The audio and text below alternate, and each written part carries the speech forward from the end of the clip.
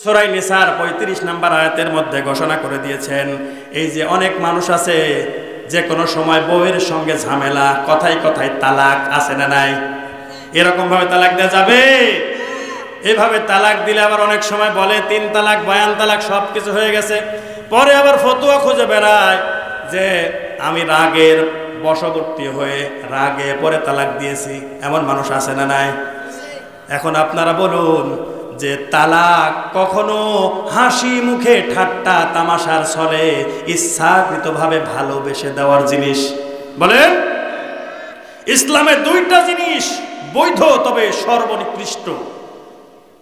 1 number হচ্ছে তালাক, 2 number হচ্ছে ভিক্ষাবৃত্তি। বলেন ঠিক কিনা? এজন্য কেউ কেউ বলে আমি রাগের বশবর্তী হয়ে তালাক দিয়েছি। তালাক তো কেউ হাসি খুশি মনে স্ত্রীর সঙ্গে সুন্দর আচরণ করতেছে, ভালো ব্যবহার করতেছে, খোঁজ খবর নিচ্ছে, আমি তোমারে ভালোবাসি, অনেক ভালোবাসি, তোমারে ছাড়া আমি বাঁচবো না, তোমার সঙ্গে সংসার করছি, আমার খুব ভালো লাগছে, তোমারে পেয়ে আমার জীবনটা হয়ে গেছে ধন্য। এই কথা বলতে বলতে আমি তোমারে তালাক দিলাম, 3 তালাক। এমন বলে কেউ? বলেন তো।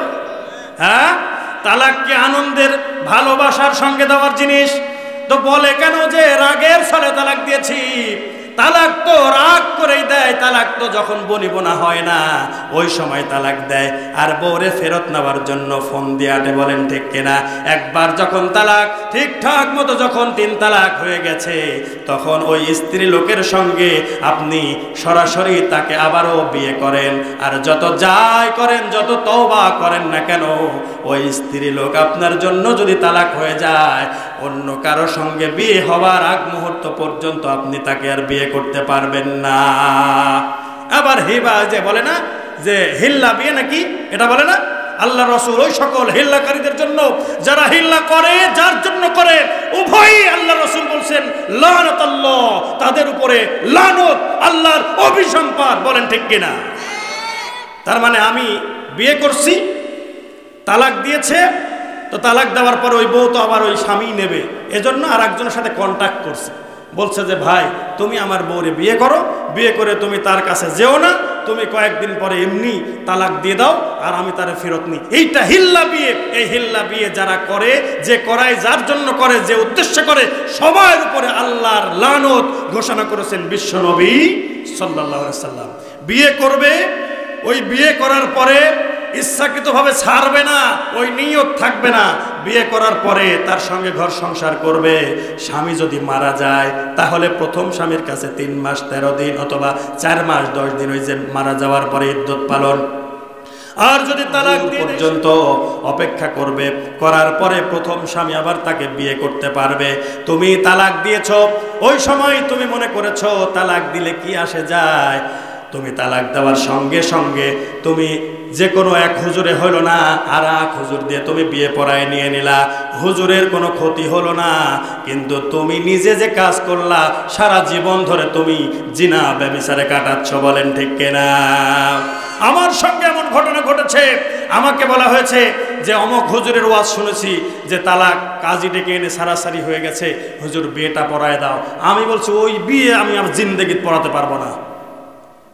তো বলছে যে আমি কোরআনে দেখেছি, তুমি পড়ায় দাও। আমি বলছি অন্য কেউ পড়ালে পড়াক, আমি ওই বিয়ে পড়াতে পারবো না, কারণ ওই স্বামী তালাক দিয়েছে আবার ওকেই নেবে, এটা হতে দেওয়া যাবে না, আমি পড়াবো না। কিন্তু অন্য কাউকে দিয়ে পড়ায় ঘর সংসার করতেছে।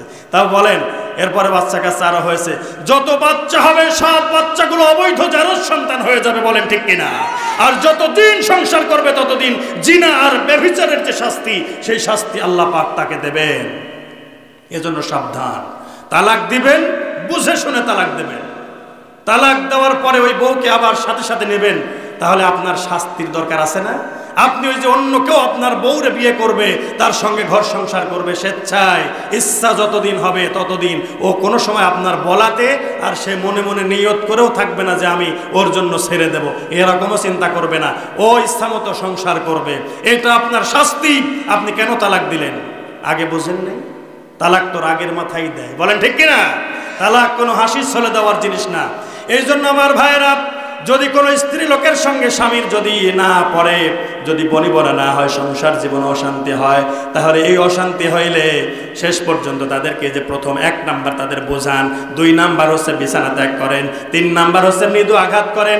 এখানে মৃদু আঘাত সম্পর্কে যে বিষয়টা আমি আপনাদের জানাতে চাই, এই ব্যাখ্যাটা সেটা হলো, মৃদু আঘাত একটা মেশক দিয়ে তো মারলে লাগে না, কিন্তু আপনার স্ত্রীর শরীরের উপরে ওই সামান্য আঘাত দিয়ে আপনি বোঝাবেন, ও স্ত্রী, তোমার প্রতি আমি অসন্তুষ্ট, তুমি যে কাজ করছো ঠিক হচ্ছে না। তাকে একটু আঘাত দেওয়ার মাধ্যমে তার যাতে একটু লজ্জা হয়ে সে ফিরে আসে যে হায় রে, আমার স্বামী আমার গায়ে আঘাত করলো। বলেন ঠিক কিনা? এরপরে হচ্ছে যদি তাতেও না সারে, তাহলে তাদের জন্য আল্লাহ রাব্বুল আলামিন সালিশ নিযুক্ত করার জন্য নির্দেশ দিয়েছেন। আমার ভাইরা, বিশ্ব নবীকে কোরআনে কারীম অবতীর্ণ করে দিয়ে এই কোরআন দিয়ে দাওয়াত দেওয়ার জন্য আল্লাহ রাব্বুল আলামিন নির্দেশ জারি করলেন। বিশ্ব নবী কোরআনে কারীম দিয়ে মানুষকে দাওয়াত দিয়েছেন। আর এই কোরআনে কারীম কোন উদ্দেশ্যে এসেছে আল্লাহ রাব্বুল আলামিন তাও কিন্তু কোরআনে কারীমের ভিতরে জানিয়ে দিয়েছেন। আলিফ লাম রা কিতাবুন আনজালনাহু ইলাইকা লিতুখরিজান নাসা মিনাজ যুলুমাতি ইলান নূর বিইذনি রাব্বিহিম ইলা সিরাতিল আজিজিল হামিদ। বলেন আল্লাহু আকবার। সূরা ইব্রাহিম 13 নম্বর পারা 14 নম্বর পৃষ্ঠায় 1 নম্বর আয়াতে কারিমা এটা। মহান আল্লাহ এখানে ডাক দিয়ে বলেন আলিফ লাম রা, যার অর্থ আল্লাহু আ'লামু বিমুরাদিহি, এর উদ্দেশ্য সম্পর্কে আল্লাহ পাকই অধিক ভালো জানেন। কিতাবুন আনজালনাহু, এটা এমন একটি কিতাব, আনজালনাহু ইলাইকা, যা আপনার প্রতি অবতীর্ণ করেছি, লিতুখরিজান নাস, এটা এই উদ্দেশ্যে যে এর কারণে নাজিল করা হয়েছে, অবতীর্ণ করা হয়েছে, লিতুখরিজান নাস, মানুষকে বের করে আনবে, মিনাজ জুলুমাত, সমস্ত প্রকার অন্ধকার যে পথগুলো আছে, সমস্ত অন্ধকারাচ্ছন্ন পরিবেশ থেকে, জুলুমাত থেকে, অন্যায় অপকর্ম অনাচার অত্যাচার নিপীড়নের এই সকল পথ, অন্ধকার পথ থেকে বের করে নিয়ে আসার জন্য, মিনাজ জুলুমাতি ইলান নূর, আর অন্ধকার থেকে নিয়ে এসে অন্ধকারের মধ্যে থাকবে, এইটার জন্য কিন্তু আল্লাহ পাক এই কোরআনে কারীমটা অবতীর্ণ করেন নাই। এই অন্ধকার থেকে তুলে নিয়ে এসে যে অন্ধকারে নিমজ্জিত ছিল সেখান থেকে এর বিপরীত যেটা আলো, আলোর পথে আল্লাহ রাব্বুল আলামিন ইলান নূর, আলোর দিকে, নূরের পথে আল্লাহ রাব্বুল আলামিন তাদেরকে নিয়ে আসবেন। বলেন সুবহানাল্লাহ। তার মানে কোরআনে কারীম অবতীর্ণ হয়েছে, এই কোরআনে কারীম নাজিলের উদ্দেশ্য হলো মানুষের মধ্যে যত মারামারি, হানাহানি, কাটাকাটি, যত হিংসা, জুলুম, নিপীড়ন, নির্যাতন, যত অন্যায়, অবিচার, অনাচার, বেইনসাফি, সমস্ত কিছু থেকে মানুষকে বের করে নিয়ে আসবে। এরপরে দেখছেন, এর আগে জাহালতের জামানায়, আইয়ামে জাহেলিয়াতের যুগে বিশ্ব নবী সাল্লাল্লাহু আলাইহি সাল্লাম যখন এই দুনিয়ার বুকে প্রেরিত হলেন, আল্লাহর রাসূল যখন তার মাতৃগর্ভ থেকে ভূমিষ্ঠ হলেন, তার ওই সময় কি পরিবেশ ছিল? এমন একটা পরিবেশ ছিল যেই সময় মানুষের মধ্যে কোনো প্রকার সম্প্রীতি, সৌহার্দ্য এই জিনিসটা ছিল না, ভ্রাতৃত্ববোধ ছিল না, মানুষের ভিতরে ক্ষমতার দাপট নিয়ে চলতো চরম রাহাজানি, যার জোর বেশি তার, ওই যে বলে না, জোর যার মুল্লুক তার, এই প্রবাদে, এই কথায় বিশ্বাসী ছিল ওই জামানার মানুষ। আর ওই জামানায় এমন পরিবেশ হয়েছিল যে একটা শিশু সন্তান যখন দুনিয়ার বুকে আসে, এই শিশু সন্তান মেয়ে যদি হয় তাহলে তো তার জিন্দেগি শেষ। আগে থেকেই গর্ত খনন করে রাখতো, বলেন নাউজুবিল্লাহ। যখনই ভূমিষ্ঠ হতো ওই গর্তের মধ্যে তাকে দিয়ে জীবন্ত তাকে একেবারে পুঁতে ফেলা হতো, বলেন নাউজুবিল্লাহ। পরিবারের যত সদস্য ছিল, ছেলে, বাবা, মা, এরপরে ছেলের বউ, মেয়ে, জামাতা, নাতি পুতি সব একসঙ্গে এক টেবিলে বসে, চেয়ার টেবিলে একই জায়গায় বসে তারা কি করত? মদ পান করত, বলেন নাউজুবিল্লাহ।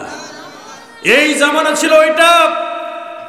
ওই সময় নারীদের কোনো মর্যাদা ছিল না, অথচ এই জামানায় এসে আমরা যখন বিশ্বনবীর বদৌলতে আল্লাহ রাব্বুল আলামিন ইসলামকে পরিপূর্ণ কোড অফ লাইফ যখন করে দিলেন, কমপ্লিট কোড হিসেবে আল্লাহ রাব্বুল আলামিন যখন কোরআনকে ইসলামটাকে পরিপূর্ণ করলেন, তখন এই জামানায় এসে আমরা দেখলাম যে নারীরা রাস্তায় বের হয়েছে, মিছিল করছে, সমাবেশ করছে, কাপড় পরা নিয়ে।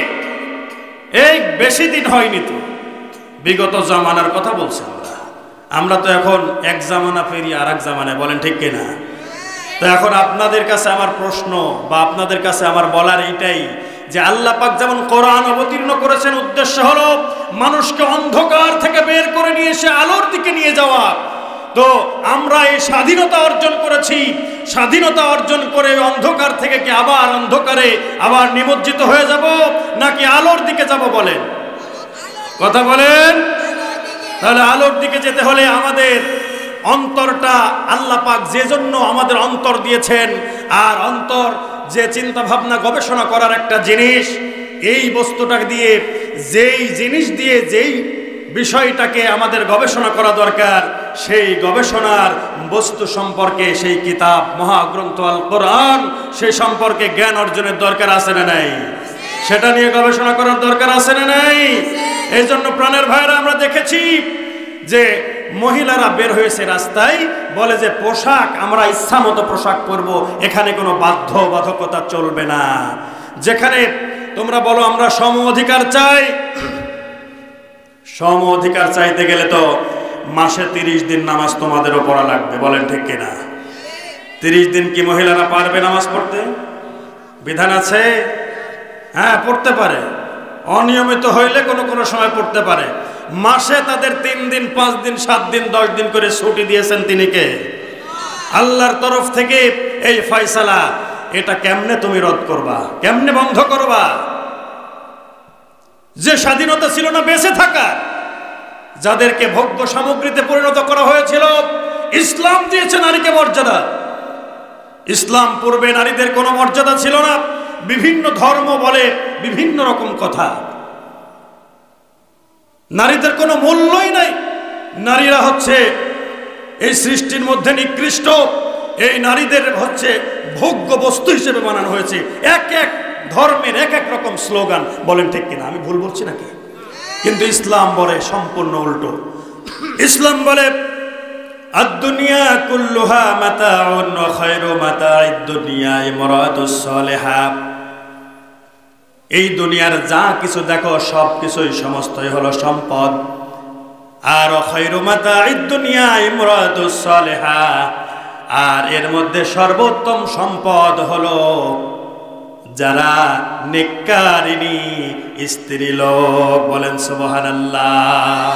তার মানে ইসলামে হলো এই নারীদের পূর্ণাঙ্গ মর্যাদার সুব্যবস্থা করেছে, বলেন ঠিক কিনা? ইসলাম পূর্বে মহিলাদের কোনো মান সম্মান কোনো জিনিস ছিল না। নারীদেরকে এমন ভাবে তারা অবহেলিত করে রেখেছিল যে ইসলাম তোমারে দিল, তোমাদেরকে এমন ভাবে অগ্রাধিকার দিয়েছে, নারীদেরকে যেভাবে অগ্রাধিকার দিয়েছে, আর এই নারীরাই আজকে 1400 বছর পরে এসে রাস্তায় বেরিয়ে পড়ে পোশাক পরার স্বাধীনতা নিয়ে, বলেন ঠিক কিনা? এই নারীদেরকে আল্লাহ রাব্বুল আলামিন এই মর্যাদা ইসলামে দিয়েছেন।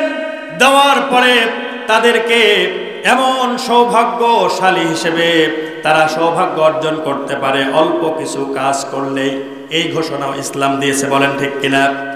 আমার ভাইরা, আম্মা জানেরা এসেছেন, আম্মা জানদের সম্পর্কেও একটু আলোচনার দরকার আছে না নাই? আমার ভাইরা, কোরআন তো নাজিল হয়েছে শুধু পুরুষদের জন্য না, ইসলাম শুধু পুরুষদের জন্য না, ইসলামের বিধান সম্পূর্ণ বিধান শুধু পুরুষদের জন্য না, নারী এবং পুরুষ উভয়ের জন্য। আল্লাহ পাকের যত সৃষ্টি আছে, যত মানুষ আছে, জিন আছে, সে হোক নারী সে হোক পুরুষ, সকলের জন্য ইসলামের এই বিধানগুলো আছে না নাই? আমার ভাইরা, তাই ইসলাম বলে আল মারআতু ইযা সাল্লাত খামসাহা ওয়া সামাত শাহরাহা ওয়া তাআত বালাহা ওয়া আহসানাত ফারজাহা তাদখুলু বিআইয়ি বাবিন মিন আবওয়াবিল জান্নাতি শাআতি ইয়াউমাল কিয়ামা। হাদিস শরীফের মধ্যে বিশ্বনবী সাল্লাল্লাহু আলাইহি ওয়াসাল্লাম ঘোষণা করেছেন, ও নারী লোকেরা, মেয়ে লোকেরা, তোমাদেরকে আমি সুসংবাদ দেই, তোমরা বেশি কাজ করা লাগবে না, তোমরা মাত্র 4টা কাজ খেয়াল করে করবা। কয়টা? 1 নম্বর হচ্ছে আল মারআতু, মহিলারা ইদা সাল্লাত খামসাহা, যদি তারা যখন 5 ওয়াক্ত সালাত সময় মতো আদায় করবে। এটার গাফলতি অনেক সময় মেয়ে লোকের মধ্যে দেখা যায়, যায় কি যায় না বলেন? সংসারের এই কাজ সেই কাজ, নানান বাহানায় তারা ঠিকঠাক মতো নামাজ আদায় করে না। কাজেই যারা নামাজ সম্পর্কে উদাসীন হবে তাদের জন্য যেমন সুখবর তেমনি তাদের জন্য ভয়ানক শাস্তির ব্যবস্থা আছে না নাই? তাদের জন্য ধ্বংসের কারণ। আল্লাহ রাব্বুল আলামিন বলছেন, ফাওয়াইলুল লিল মুসাল্লিন আল্লাযীনা হুম আন সালাতিহিম সাহুন। বলেন আল্লাহু আকবার।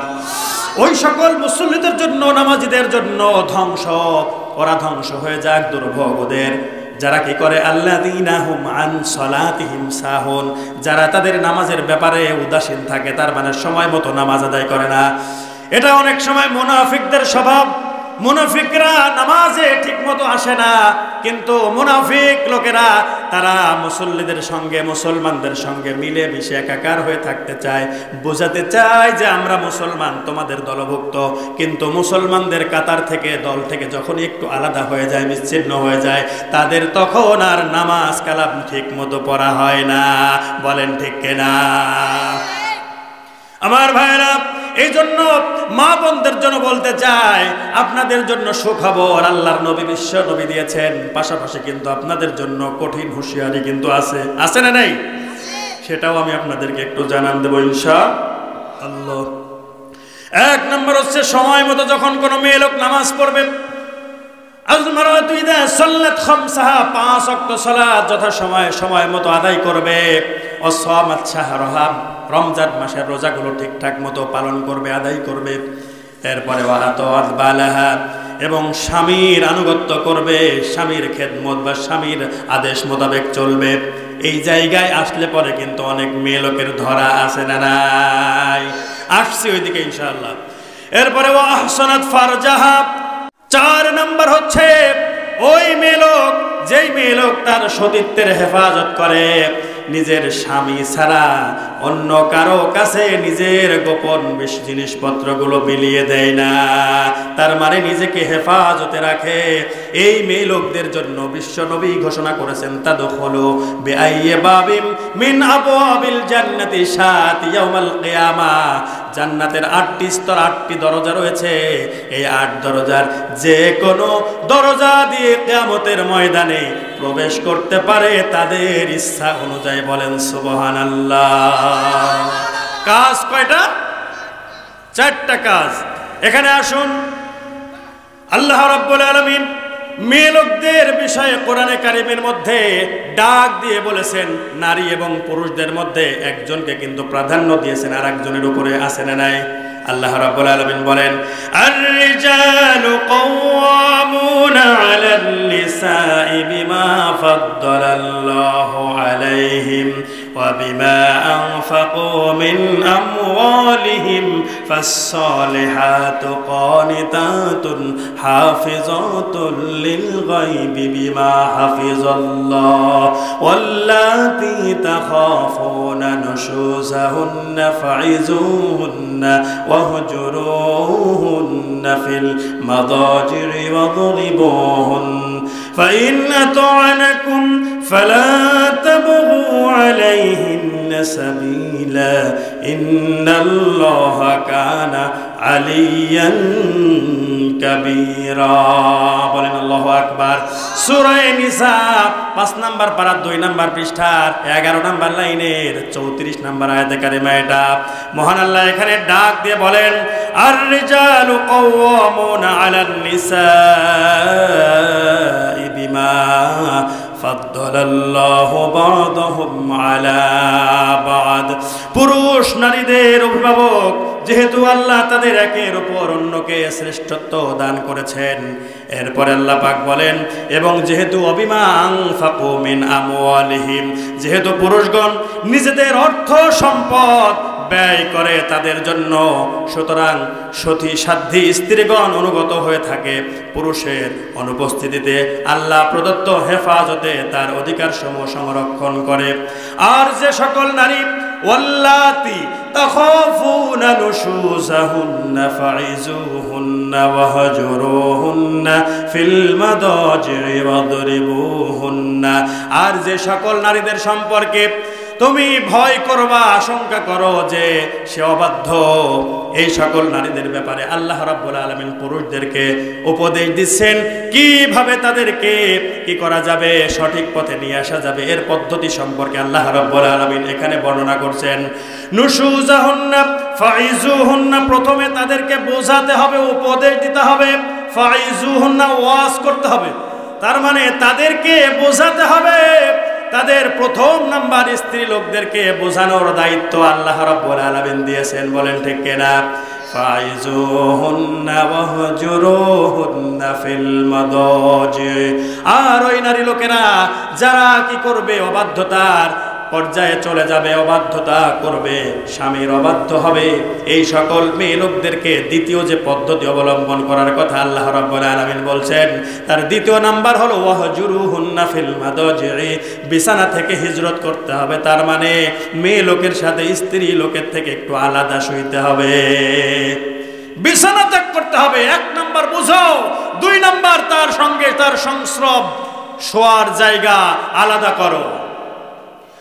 ফিল মাদাজি'i ওয়াদরিবুহুন্না, এতেও যদি না হয় তাহলে মৃদু আঘাত করো। এখন কোরআন হাদিসের যে নির্দেশনা, নারীদেরকে যেভাবে বোঝানোর সিস্টেম রয়েছে, প্রয়োজনে তাদেরকে মারাও যাবে, তবে স্ট্যাম্প দিয়ে, ব্যাট দিয়ে মারা যাবে, হকি স্টিক দিয়ে মারা যাবে, জাতের বাঁশ দিয়ে মারা লাগবে, বলেন ঠিক কিনা? হ্যাঁ, আপনারা তো ভালো জানেন, দেখছি ভালোই জানে আল্লাহর মর্জি, ঠিক কিনা? তাদেরকে মারার, ওয়াদরিবুহুন্না, মৃদু আঘাত করার কথা এসেছে। এমন ভাবে তাদেরকে আঘাত করতে হবে যেন এই যে মেসওয়াকের পরিমাণ হয়, 1 বিঘত পরিমাণ হয়, এরকম।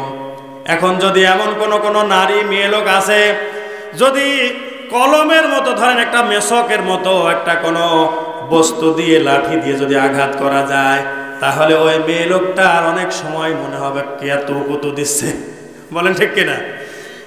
তো বলেন তো, আপনাদের এখানে কি বউ মারা লোক আছে নাকি? হ্যাঁ, যখন রাগ বেশি হয়ে যায় তখন কি মেসওয়াকের কথা মনে থাকে? তখন হাদিস কোরআনের এই নির্দেশনার কথা মনে থাকে? তখন তো মনে হয় যে 14 কুষ্টি পেলে একবারে উদ্ধার করে দেবো, বলেন ঠিক কিনা? কিন্তু এখানেও ইসলাম, দেখেন ইসলাম কেমন ভাবে সমতা বিধান করেছে, ইসলামিক অনুশাসন কত সুন্দর। নারীদেরকে গোপ বাহিনীর মতো পেটানোর করে পেটাতে হবে, গরুকে যেমন ভাবে পেটায়, এইভাবে হাতিকে যেমন ভাবে পেটায়, মহিষকে পেটায়, ওই রকম ভাবে পেটানোর নির্দেশনা ইসলাম দেয় নাই। এরপরেও মেয়ে লোকেরা রাস্তায় নেমে বের হয় আর স্লোগান উঠায়, আমরা পোশাক পরার স্বাধীনতা চাই, বলেন ঠিক কিনা? ও কি মেয়ে লোক, ও কি মানুষ, ওমেন। আমার এক স্যার ছিল, ইংলিশ টিচার, ইন্টারমিডিয়েট পড়েছি, তো উনি বলতেন, ইংরেজি যখন ক্লাস নিতেন, একদিন বলছেন যে মেয়েরা তো মানুষ না। এখন কি স্যার এই কথা বলে ফেলছে, বোঝাতে তো হবে। তো বলছে যদি ওরা মানুষই হতো তাহলে মানুষের আগে তো ওদের নাম তো ইংলিশে ম্যান হয়, ম্যান মানে মানুষ, তো ওদের নামের আগে ওমেন মানে মেয়ে লোক, মহিলা মানুষ, তাহলে ম্যান মানে মানুষ, তো ওমেন মানে তো মানুষ হয় না। তাহলে এই কথা বলতেন। এই জন্য যারা এই কাজ করে ওরা প্রকৃত অর্থে, ওই অর্থে না, প্রকৃত অর্থেই ওরা মানুষের কাতারে পড়ে না, বলেন ঠিক কিনা? ইসলাম নারীর মর্যাদাকে ক্ষুণ্ণ করে নাই, ইসলাম নারীর মর্যাদা পূর্ণাঙ্গ রূপে একেবারে কি করেছে, সুউচ্চে তুলে ধরেছে, বলেন সুবহানাল্লাহ। এই জন্য মেয়ে লোকদের জন্য সুসংবাদ কোরআন হাদিসের মধ্যে এসেছে, আর মেয়ে লোকদের শাসন করার ক্ষেত্রেও আল্লাহ রাব্বুল আলামিন কত সুন্দর সিস্টেম দান করেছেন, আছে না নাই? এরপরেও যদি তোমার শান্তি না হয়, এরপরেও যদি ভালো না লাগে, এরপরেও যদি তুমি মনে করো যে আমার সঙ্গে অবিচার করা হয়েছে, আমার আরো বেশি বেশি সমান অধিকার দরকার, তাহলে সমান অধিকার দরকার হইলে কুলিগিরি করো, 2 মণ 3 মণ বোঝা টানো।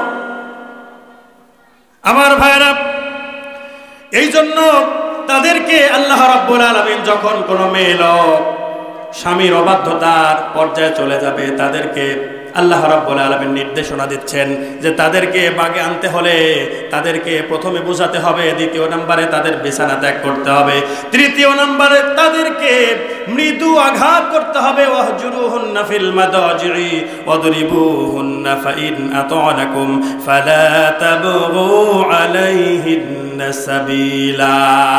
অতঃপর তারা যদি এই কাজগুলো করার পরে যদি তারা কি হয়, আনুগত্য স্বীকার করে নেয়, অবাধ্যতার জায়গা থেকে ফিরে আসে, তাহলে তোমরা অন্য কোনো ফালা তাবগু আলাইহিন্না সাবিলা, অন্য কোনো পন্থা অবলম্বন করো না।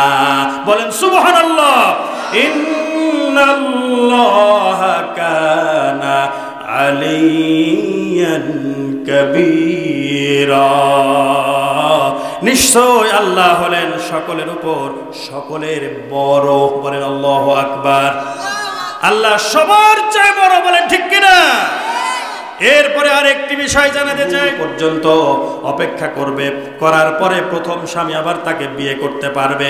তুমি তালাক দিয়েছো, ওই সময় তুমি মনে করেছো তালাক দিলে কি আসে যায়, তুমি তালাক দেওয়ার সঙ্গে সঙ্গে তুমি যে কোনো এক হুজুরে হলো না, আর এক হুজুর দিয়ে তুমি বিয়ে পড়ায় নিয়ে নিলা, হুজুরের কোনো ক্ষতি হলো না, কিন্তু তুমি নিজে যে কাজ করলা সারা জীবন ধরে তুমি জিনা ব্যভিচারে কাটাচ্ছ। বলেন ঠিক কিনা? আমার সঙ্গে এমন ঘটনা ঘটেছে, আমাকে বলা হয়েছে যে অমক হুজুরের ওয়াজ শুনেছি যে তালাক কাজী ডেকে এনে সারাসারি হয়ে গেছে, হুজুর বিয়েটা পড়ায় দাও। আমি বলছি ওই বিয়ে আমি আর জিন্দেগি পড়াতে পারবো না। তো বলছে যে আমি কোরআনে দেখেছি, তুমি পড়ায় দাও। আমি বলছি অন্য কেউ পড়ালে পড়াক, আমি ওই বিয়ে পড়াতে পারবো না, কারণ ওই স্বামী তালাক দিয়েছে আবার ওকেই নেবে, এটা হতে দেওয়া যাবে না, আমি পড়াবো না। কিন্তু অন্য কাউকে দিয়ে পড়ায় ঘর সংসার করতেছে। তাও বলেন, এরপরে বাচ্চা কাচ্চা আরো হয়েছে, যত বাচ্চা হবে সব বাচ্চাগুলো অবৈধ জারজ সন্তান হয়ে যাবে। বলেন ঠিক কিনা? আর যতদিন সংসার করবে ততদিন জিনা আর ব্যভিচারের যে শাস্তি, সেই শাস্তি আল্লাহ পাক তাকে দেবেন। এজন্য সাবধান, তালাক দিবেন বুঝে শুনে তালাক দেবেন। তালাক দেওয়ার পরে ওই বউকে আবার সাথে সাথে নেবেন, তাহলে আপনার শাস্তির দরকার আছে না? আপনি ওই যে অন্য কেউ আপনার বউরে বিয়ে করবে, তার সঙ্গে ঘর সংসার করবে স্বেচ্ছায়, ইচ্ছা যতদিন হবে ততদিন, ও কোনো সময় আপনার বলাতে আর সে মনে মনে নিয়ত করেও থাকবে না যে আমি ওর জন্য ছেড়ে দেব, এরকমও চিন্তা করবে না, ও ইচ্ছা মতো সংসার করবে। এটা আপনার শাস্তি। আপনি কেন তালাক দিলেন? আগে বুঝেন নাই? তালাক তো রাগের মাথায় দেয়। বলেন ঠিক কিনা? তালাক কোনো হাসির ছলে দেওয়ার জিনিস না। এই জন্য আমার ভাইয়েরা, যদি কোনো স্ত্রী লোকের সঙ্গে স্বামীর যদি না পড়ে, যদি বনিবনা না হয়, সংসার জীবনে অশান্তি হয়, তাহলে এই অশান্তি হইলে শেষ পর্যন্ত তাদেরকে যে প্রথম 1 নাম্বার তাদের বোঝান, 2 নাম্বার হচ্ছে বিছানা ত্যাগ করেন, 3 নাম্বার হচ্ছে মৃদু আঘাত করেন। এখানে মৃদু আঘাত সম্পর্কে যে বিষয়টা আমি আপনাদের জানাতে চাই, এই ব্যাখ্যাটা সেটা হলো, মৃদু আঘাত একটা মেশক দিয়ে তো মারলে লাগে না, কিন্তু আপনার স্ত্রীর শরীরের উপরে ওই সামান্য আঘাত দিয়ে আপনি বোঝাবেন, ও স্ত্রী, তোমার প্রতি আমি অসন্তুষ্ট, তুমি যে কাজ করছো ঠিক হচ্ছে না। তাকে একটু আঘাত দেওয়ার মাধ্যমে তার যাতে একটু লজ্জা হয়ে সে ফিরে আসে যে হায় রে, আমার স্বামী আমার গায়ে আঘাত করলো। বলেন ঠিক কিনা?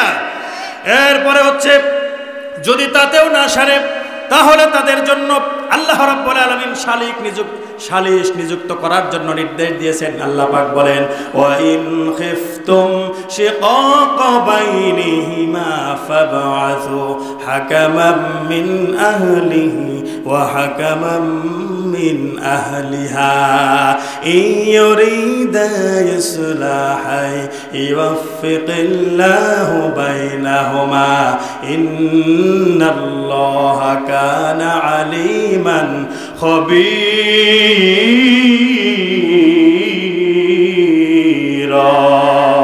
বলেন আল্লাহু আকবার।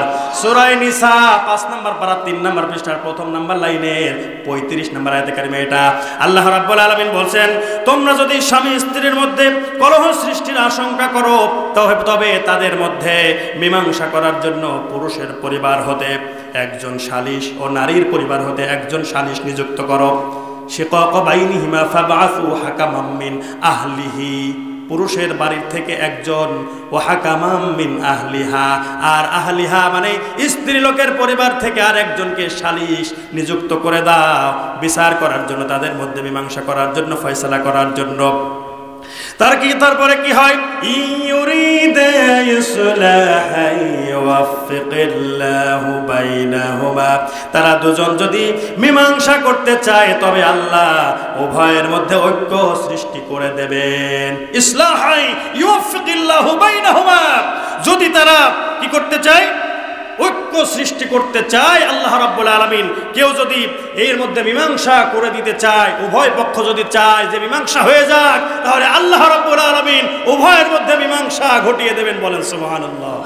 ইন্নাল্লাহা কানা আলিমান খবীরা, নিশ্চয় আল্লাহ সর্ববিষয়ে জ্ঞাত এবং সর্ববিষয় অবহিত, সমস্ত কিছুর খবর রাখেন তিনি কে? সেই আল্লাহ আছেন না নাই? এখনো দেখছেন কি দেখছেন না? এই জন্য আমার ভাইরা, আল্লাহ রাব্বুল আলামিন আপনাকে আমাকে গাইডলাইন দিয়েছেন। দেখেন, একটা মেয়ে লোকের স্বামীর সঙ্গে স্ত্রী এবং স্বামীর মধ্যে কলহ, এর মধ্যকার এই বিবাদ মীমাংসা করার জন্য কত সুন্দর সিস্টেম ইসলাম তৈরি করে দিয়েছে। বলি সুবহানাল্লাহ। আবার এখানে মনে রাখতে হবে যে স্ত্রী লোকেরা যতই ইনকাম করুক, সে যত বড় টাকা পয়সাওয়ালা মানুষ হোক না কেন, সে যত বড় ব্যবসায়িক কোটিপতি হোক, এই স্ত্রী লোক আল্লাহ রাব্বুল আলামিন তাকে স্বামীর অধীনস্থ করে দিয়েছেন। বলি সুবহানাল্লাহ। এখন মেয়ে লোকেরা মনে করবে সারা জীবন বাবা মার বাড়ি ফেলে রেখে স্বামীর বাড়িতে আসলাম, এখানে কর্তৃত্ব ফলাতে পারবো না, স্বামীকে আদেশ করে করে তার উপরে আমি প্রাধান্য বিস্তার করব না, এটা হবে না। আমার ভাইরা, আল্লাহর নবীর কাছে একজন স্ত্রী লোক এসেছিল। আসার পরে তার স্বামী সম্পর্কে নানা রকম কথাবার্তা বলতেছিল তার বিরুদ্ধে। আল্লাহর নবী বললেন যে, হে মেয়ে লোক, তুমি তোমার নিজের অবস্থানটা খেয়াল করো। ওই স্বামী তোমার জান্নাত, ওই স্বামী তোমার জাহান্নাম। যদি স্বামীর আনুগত্য করতে পারো তাহলে ওই স্বামীর আনুগত্যের কারণে তোমার জান্নাত নিশ্চিত হয়ে যাবে। বলেন সুবহানাল্লাহ। আল্লাহর নবী বিশ্ব নবী জাহান্নামে শাস্তি দেখে আসলেন, নারীদেরকে দেখে আসলেন যে বেশি পরিমাণে জাহান্নামের মধ্যে নারী লোক, মেয়ে লোকেরা বেশি পরিমাণে। আল্লাহর নবী ডাক দিয়ে বললেন, ও মেয়ে লোকেরা, তোমরা একটা খেজুর দিয়ে দান সদকা করে হইলেও তোমরা তোমাদের জীবনের অপরাধগুলো ক্ষমা করিয়ে নাও, তোমরা নিজেরা জান্নাতে যাওয়ার মতো উপযুক্ত পর্যায়ে পৌঁছে যাও। কেননা আমি দেখে এসেছি, আমি জাহান্নামের মধ্যে দেখেছি অধিক পরিমাণে যারা নারী। কারণ হচ্ছে এই নারীরা তার স্বামীর সঙ্গে সব সময় যে কোনো বিষয়ে স্বামীর সারা জীবনের সমস্ত কিছুর অকৃতজ্ঞতা প্রকাশ করে। বলেন ঠিক কিনা? আমার ভাইরা, এ পর্যায়ে আমি আপনাদেরকে বলতে চাই যে আল্লাহ রাব্বুল আলামিন কোরআনে কারীমের মধ্যে এই বিশ্ব চরাচরে মানুষ, জিন এবং এগুলোকে আল্লাহ রাব্বুল আলামিন সৃষ্টি করে পাঠিয়েছেন এবং মানুষের সহায়ক হিসেবে মানুষের বশীভূত করে দিয়েছেন। মানুষ কি খাবে, কি পরবে, সব কিছুর ব্যবস্থাপনা করেছেন তিনি কে? আল্লাহ রাব্বুল আলামিন উত্তম রিজিকের ফয়সালা করে দিয়েছেন। মানুষকে, বনি আদমকে আল্লাহ রাব্বুল আলামিন শ্রেষ্ঠত্ব দান করেছেন, সম্মান দান করেছেন। মহান আল্লাহ পবিত্র কোরআনে কারীমের মধ্যে ডাক দিয়ে বলেন, ওয়ালাকাদ কাররামনা বানি আদম ওয়া হামালনাহুম ফিল বাররি ওয়াল বাহরি ওয়া রাযাকনাহুম মিনাত তাইয়্যিবাত ওয়া ফাদ্দালনাহুম আলা কাসীরিম মিম্মান খালাকনা তাফদীলা। বলেন আল্লাহু আকবার। সূরা বনি ইসরাইল 15 নম্বর পারা 8 নম্বর পৃষ্ঠা প্রথম নম্বর লাইনের 71 নম্বর আয়াতে কারিমা এটা। মহান আল্লাহ এখানে ডাক দিয়ে বলেন ওয়া মানে এবং লাকাদ মানে অবশ্যই কাররামনা আমরা সম্মানিত করেছি, সম্মান ইজ্জত দান করেছি। বলেন সুবহানাল্লাহ। কাকে? বনি আদম, বনি আদমকে, আদম সন্তানদেরকে আমি আল্লাহ পাক সম্মান দান করেছি। বলেন সুবহানাল্লাহ। আল্লাহ পাক তাই বলছেন ওয়া হামালনাহুম ফিল বাররি ওয়াল বাহার, আর আমি স্থলে এবং জলে তাদের জন্য বহন করার জন্য আমি আল্লাহ রাব্বুল আলামিন কিছু বাহক দান করেছি। যেমন ওই সময় ছিল গাধা, উট, এখন আপনারা দেখবেন বড় বড় গাড়ি ঘোড়া এগুলো আছে না নাই? স্থলে চলার জন্য এই সকল যানবাহন আর পানিতে চলার জন্য নৌযান নৌকা এগুলোর ব্যবস্থা করেছেন। এই ব্যবস্থাপনা দিয়েছেন তিনি কে? আমার ভাইরা তাই বলছেন ওয়ারাযাকনাহুম মিনাত তাইয়্যিবাতি ওয়া ফাদ্দালনাহুম আলা কাসীরিম মিম্মান খলাকনা তাফদীলা, আর আমি তাদেরকে উত্তম পুত পবিত্র রিজিক আমি জীবন উপকরণ দান করেছি। এবং এই পৃথিবীর আমার সৃষ্টি জীবদের মধ্যে বহু কিছুর মধ্যে তাদেরকে আমি সম্মান, তাদের আমি শ্রেষ্ঠত্ব দান করে দিয়েছি। বলেন সুবহানাল্লাহ। তাহলে আল্লাহ রাব্বুল আলামিন আমাদেরকে, বনি আদমকে, আদম সন্তানকে, মানুষকে শ্রেষ্ঠত্ব দান করেছেন সমস্ত সৃষ্টির উপরে। ওয়াফাদ্দালনাহুম আলা কাসীরিম মিম্মান খলাকনা তাফদীলা, আমার অধিকাংশ সমস্ত সৃষ্টির মধ্যে তোমাদেরকে আমি শ্রেষ্ঠত্ব দান করে দিয়েছি। বলেন না সুবহানাল্লাহ। আল্লাহ পাক এখানে আমাদেরকে কিন্তু একটা মেসেজ আরেকটা দিয়েছেন, সেটার কথা বলেছি, যেটা হচ্ছে পবিত্র রিজিক আল্লাহ পাক দিয়েছেন। এখন রিজিক মানে আপনারা হয়তো মনে করেন যে রিজিক মানে হচ্ছে শুধুমাত্র খাবার দাবার আর টাকা পয়সা। বলেন ঠিক কিনা? রিজিকের স্তর আছে 4টা। কয়টা? রিজিকের স্তর আছে 4টা। 1 নম্বর হচ্ছে সর্বনিম্ন স্তর। এই সর্বনিম্ন স্তরে আছে হলো টাকা পয়সা খাদ্যদ্রব্য। সর্বনিম্ন স্তরে টাকা পয়সা আর খাদ্যদ্রব্য। 2 নম্বর হচ্ছে সর্বোচ্চ স্তর। এই সর্বোচ্চ স্তরে রয়েছে হলো সুস্থতা। তার মানে আপনি যে এই যে সবল অবস্থায় সুস্থ অবস্থায় এসেছেন, এইটা হলো সর্বোচ্চ সুস্থতা। এরপরে হচ্ছে সর্বোত্তম স্তর। এই সর্বোত্তম স্তরটি হলো ওই জিনিস যা আপনার স্ত্রী, সন্তান, সন্তানাদি এরা নেককার যারা আছে, এইগুলো হচ্ছে আপনার সর্বোত্তম। সর্বনিম্ন, সর্বোচ্চ, সর্বোত্তম হচ্ছে নেককার পুণ্যবান স্ত্রী এবং সন্তানাদিরা। বলেন সুবহানাল্লাহ। আর 4র্থ নাম্বার হচ্ছে পরিপূর্ণ স্তর। এই পরিপূর্ণ স্তর হলো আল্লাহ পাকের রাজি খুশি। বলেন সুবহানাল্লাহ। এখানে তো আলোচনা অনেক। 1 নম্বরে টাকা পয়সা, যেটা হচ্ছে সর্বনিম্ন স্তর। আর এই স্তর নিয়ে আমাদের মধ্যে যত ভেদাভেদ, মারামারি, হানাহানি, কাটাকাটি, খুন খারাপি আছে না নাই? আপনাদের এদিকে নাই, এদিকে সব আল্লাহর ওলি। বলেন ঠিক কিনা? হ্যাঁ ঠিক, সব আল্লাহর ওলি গলিত গলিত বেড়ায়। বলেন ঠিক কিনা? হ্যাঁ, গলিতে গেলে পাওয়া যায়।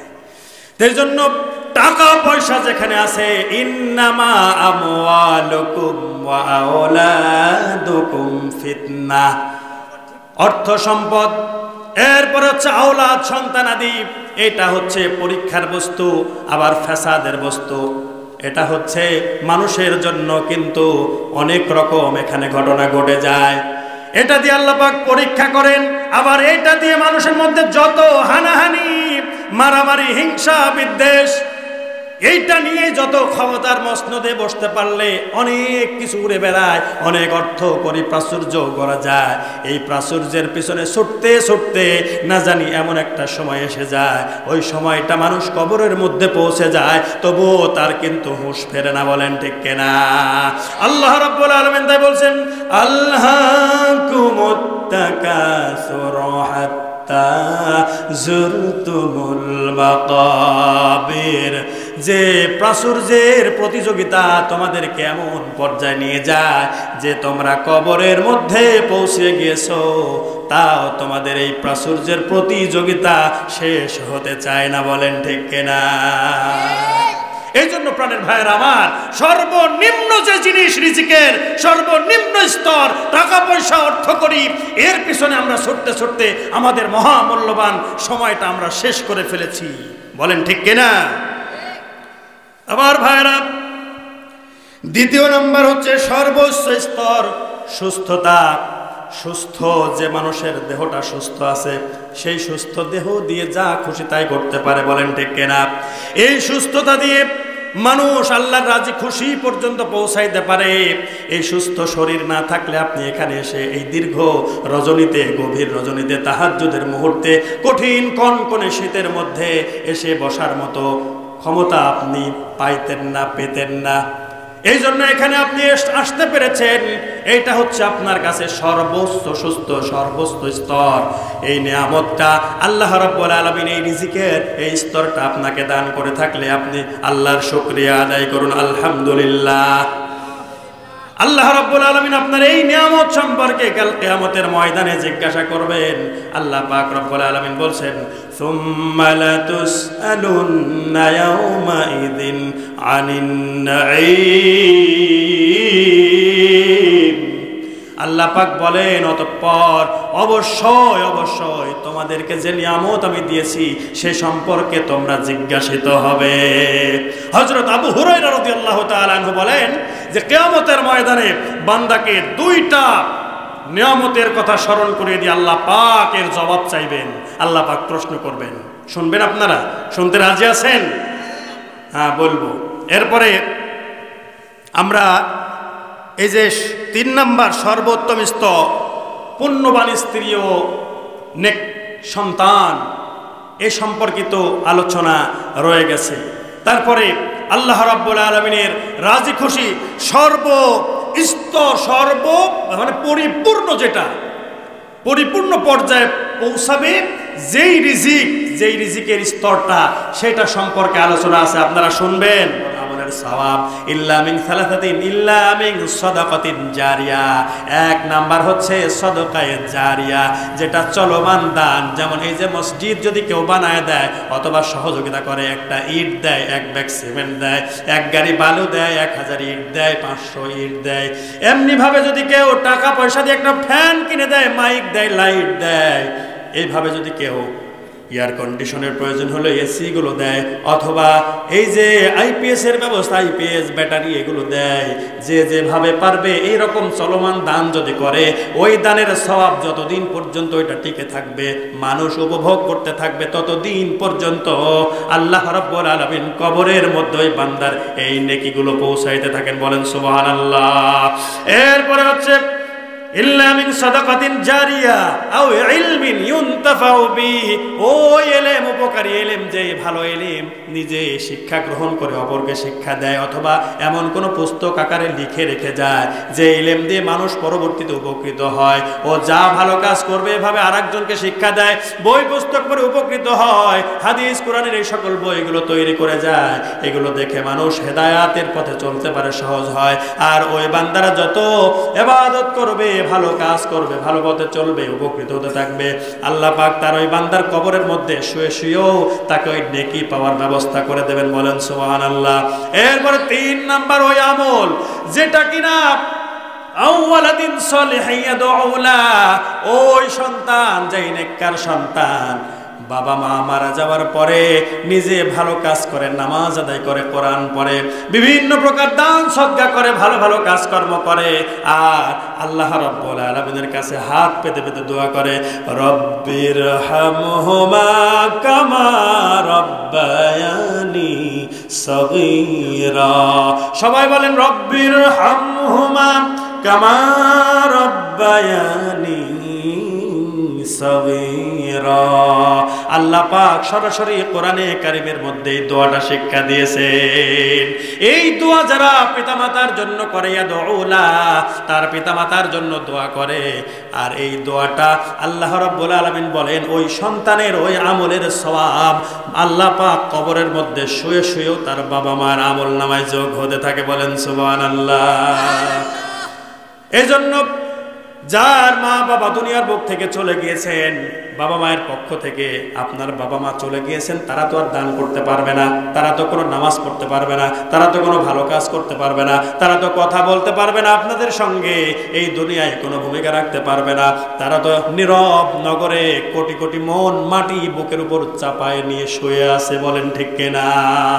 ওই কথা একবার চিন্তা করে দেখুন, ওই কবর জগতে আপনিও যাবেন, আপনার বাবা মা যারা গিয়েছেন তারা চলে গেছেন, আমি আপনিও যাব, কেউ আমাদেরকে বাঁচাতে পারবে না। এই জন্য এখনই আপনি এখান থেকে ভালো কাজ কর্মগুলো আগে আগে করা লাগবে। আমরা কোরআনে কারিমের যে আয়াত থেকে খুতবার মধ্যে আলোচনা শুরু করেছিলাম সেদিকে একটু যেতে চাই। আউযু বিল্লাহি মিনাশ শাইতানির রাজিম, বিসমিল্লাহির রাহমানির রাহিম। ইয়া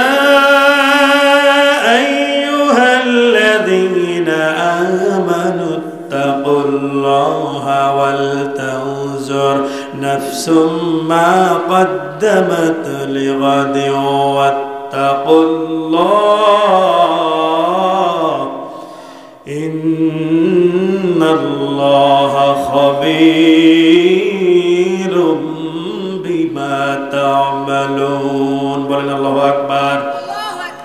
সূরা হাশর 27 নম্বর পারা, 28 নম্বর পারা, 7 নম্বর পৃষ্ঠায় 17 নম্বর আয়াতে কারিমা এটা, 18 নম্বর আয়াতে কারিমা এটা। মহান আল্লাহ এখানে ঈমানদারদেরকে ডাক দিয়ে বলেন, ইয়া আইয়ুহাল্লাযীনা আমানু, ইয়া আইয়ুহা, ওহে আল্লাযীনা যারা আমানু, ঈমান এনেছো, বিশ্বাস স্থাপন করেছো, ইত্তাকুল্লাহ, তোমরা আল্লাহকেই ভয় করো। কাকে ভয় করো? আল্লাহকে ভয় করো। ইত্তাকুল্লাহ ওয়াল তানজুর নাফসুম মা কদ্দামাত লিগাদ, আর তোমরা ভেবে দেখো, নাফসুম মা কদ্দামাত লিগাদ, নিজের জন্য আগে আগে কি প্রেরণ করলা পরকালের জন্য। তার মানে তোমরা তো পরপারে চলে যাবে। এই যে পরবর্তীকালের জন্য তোমরা নিজেরা আগে আগে এখান থেকে অগ্রে কি প্রেরণ করলা, এইটা তোমরা একটু ভেবে দেখো। বলেন ঠিক কিনা?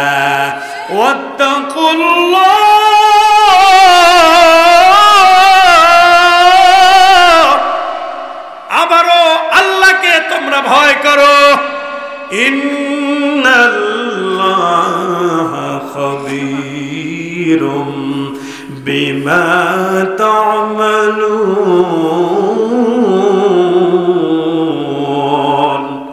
আল্লাহ পাক বলেন, নিশ্চয় আল্লাহ রাব্বুল আলামিন তোমরা যা যা কিছু করো সমস্ত কিছুর সুন্দর খবর রাখেন। বলেন আল্লাহু আকবার।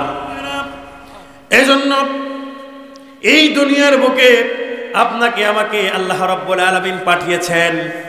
এখানে পাঠানোর উদ্দেশ্য হলো আমাকে আপনাকে আবার নিয়ে যাবেন। আমরা এসেছি যাওয়ার জন্য নাকি থাকার জন্য?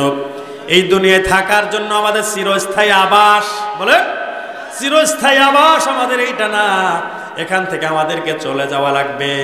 এই জন্য আল্লাহ পাক তাই নির্দেশ জারি করলেন, যারা ঈমান এনেছো ঈমানদারদেরকে ডাক দিয়ে বললেন, তোমরা আমাকে ভয় করো, আল্লাহকে ভয় করো, আর তোমরা একটু হিসাব লাগাও, ভেবে দেখো, যেমন চিন্তা ভাবনা হিসাব লাগাও যে আমি কত টাকা কামাই করেছি, ইনকাম করেছি, আমি এর সঙ্গে আরো কত ইনকাম করে যোগ করে জমা করব, এরকম চিন্তা ভাবনা করে কি করে না? আল্লাহ পাক বলছেন, ইয়াহসাবু আন্নামা লাহু আখলাদা, হিসাব করে আর চিন্তা করে যে আমার সঙ্গে বুঝি এই অর্থ, এই টাকাগুলো আজীবন থেকে যাবে, স্থায়ী হবে। অথচ আল্লাহ বলেন, কাল্লা লায়ুনবাদান্না ফিল হুতমা, না না না, ওই অর্থ তোমার কাছে চিরস্থায়ী থাকবে না। অথচ আল্লাহ পাক বলেন না না, কখনোই না, লা ইউমবাদান্না ফিল হুতামা, তাদের জন্য রয়েছে হুতামা। আল্লাহ পাক বলেন ওমা আদরাকা মাল হুতামা, হে নবী আপনাকে কিসে জানাবে বা আপনি কি জানেন হুতামা কি? আল্লাহ পাক নিজেই বলছেন নারুল্লাহিল মুকাদা, আল্লাহ পাকের প্রজ্বলিত অগ্নি, আল্লাতী তাত্তালিউ আলাল আফইদা, এটা শরীরের যে কোনো জায়গায় লাগবে, লাগার সঙ্গে সঙ্গে অন্তর পর্যন্ত এর প্রভাব যাবে, অন্তরটাকে ঝলসে দেবে। বলেন আল্লাহু আকবার। এজন্য আমার ভাইরা, অর্থ দিয়ে আপনি চিন্তা করেন, হিসাব লাগান। আপনাকে হিসাব লাগাতে হবে। এখন আপনি পরকালে যাওয়ার জন্য কি মাল সামানা তৈরি করেছেন? এখানে থাকতে থাকতে, এই দুনিয়ায় থাকতে থাকতে আপনি পরকালে যাওয়ার জন্য চিরস্থায়ী আবাস যেখানে যেখানে থাকতে হবে, যে কালের শুরু আছে শেষ নাই, সেখানকার জন্য এখান থেকে আপনি কি আমল করে গেলেন, কি প্রস্তুত করে গেলেন, এটা ভাবেন। কয়জন ভাবে এটা নিয়ে বলেন? আমরা তো ভাবনা চিন্তা না করে, আবার অনেক সময় কেউ যদি 2-4 ওয়াক্ত নামাজ পড়ে মনে অন্য কাউকে না মানুষই মনে করে না। কেউ যদি 2-4 হাজার টাকা, 20-50 হাজার টাকা যদি দান করতে পারে, কাউকে যদি কেউ কোনো অসহায়ের পাশে দাঁড়িয়ে কাউকে যদি 1-2 ওয়াক্ত খাওয়াইতে পারে, সারা দুনিয়ায় নাম করে রাখে না। বলেন ঠিক কিনা? এরপরে আল্লাহ রাব্বুল আলামিন বান্দাকে হিসাব লাগাতে বললেন, পরকালে কি করবা, ওখানকার জন্য কি তৈরি করে রেখে গেলাম। এরপরে বিশ্ব নবী সাল্লাল্লাহু আলাইহি ওয়াসাল্লাম বললেন, আল কাইয়িসু মান দানা নাফসাহু আমিরা লিমা বাদাল মাউত। আল্লাহর নবী বিশ্ব নবী বলেন, বুদ্ধিমান তো ওই ব্যক্তি, যেই ব্যক্তি তার নাফসের খায়েশ পূর্ণ করে না, তার মানে মন যা চায় তাই এখানে করে না, বরং সে আরো কি করে, নাফসের বিরোধিতা করে, এবং ওয়ামিলা লিমা বাদাল মাউত, মৃত্যু পরবর্তীকালীন জিন্দেগির জন্য সে এখানে থেকে আমল করে, কাজ করে। বলেন সুবহানাল্লাহ। ওয়াল আজিজু, আর নির্বুদ্ধ ওই ব্যক্তি, মান আতবা নাফসাহু, নিজের নাফসের কবলে পড়ে মন যা চাই তাই করে। অথচ ঈমানদাররা চিন্তা করে, ওয়ালাকুম ফিহা মা তাশতাহি আনফুসুকুম ওয়ালাকুম ফিহা মা তাদউন। আল্লাহ রাব্বুল আলামিন পবিত্র কোরআনে সূরা হামিম সাজদার 30 নম্বর আয়াতের মধ্যে ঘোষণা করে দিয়েছেন যে ওখানে কিয়ামতের ময়দানে বান্দাকে কি করা হবে, জান্নাত দেওয়া হবে। ওই জান্নাতের নাজ নেয়ামতের কথা আল্লাহ রাব্বুল আলামিন স্মরণ করে দিতেছেন যে সেটা হলো লাকুম ফিহা মা তাশতাহি আনফুসুকুম। এটা হলো ওই জান্নাত, এই জায়গা যেখানে তুমি মন যা চাও তাই পেয়ে যাবা। তার মানে মন চাহি জিন্দেগি হলো ওইটা। আর ওয়ালাকুম ফিহা মা তাদউন, আর তোমাদেরকে যা কিছু ওয়াদা করা হয়েছে, প্রতিশ্রুতি দেওয়া হয়েছে, তোমরা এখানে থেকে সব কিছুই পেয়ে যাবা। বলেন সুবহানাল্লাহ।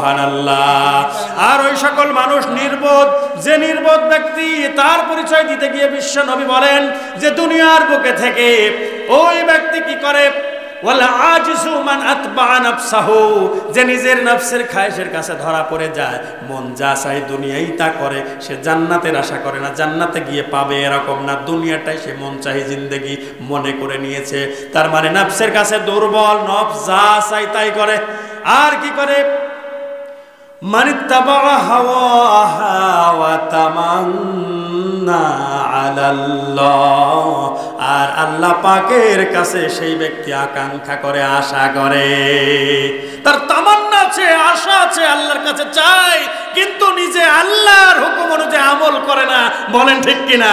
এজন্য আল্লাহ বলছেন, বান্দারে কদ্দামাত লিগাদ, পরবর্তীকালের জন্য আগে আগে কি প্রেরণ করলা, ওয়াল তানজুর, এটা নিয়ে একটু তুমি হিসাব লাগাও, একটু ভেবে দেখো। এজন্য আমরা হিসাব করতে, ভেবে দেখতে রাজি আছি তো? বলেন রাজি আছি কারা কারা? একটু হাত উঠায় দেখা। আল্লাহ পাক কবুল করেন, বলুন আমিন।